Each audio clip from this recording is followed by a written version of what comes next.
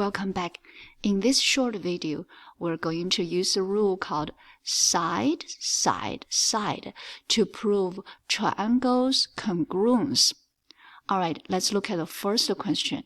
It asks us if triangle CAT and a triangle WAT are congruent.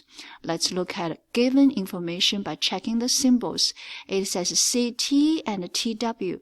CT and TW. We have segment CT and segment TW congruent. It is given.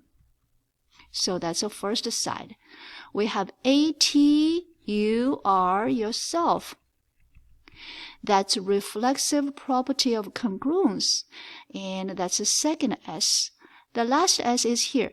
2. And that's AC, AW. We can also say CA or CW. So segment AC and segment AW congruent. That's our third one. So we have side, side, side. Now we can say, yes, these two triangles are indeed congruent. Let's look at the second one. It's really simple. We already have 1, 1. That's first S. 2, 2. Second S. 3, 3, third one. So we have side, side, side. Yes, these two triangles congruent. When you write down the name, make sure the name are listed in order. We're going to say ACT. That's just one way to read it. You can read in the way you pick, okay? So we read it as ACT is congruent to triangle. You did 1, 3, go to 2. So next one you do O, D, G.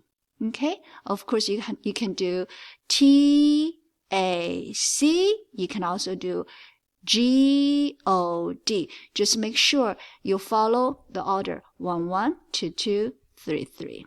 All right, let's look at our first practice. This one. We must have 3 sides. First side is you are yourself, reflexive property of congruence. Second one is 8 is 8. We got a second one. Do we have a third one? No, we don't. Therefore, let's call it a triangle little green and a triangle little blue. They are not congruent. That is our short practice for side, side, side. Happy learning.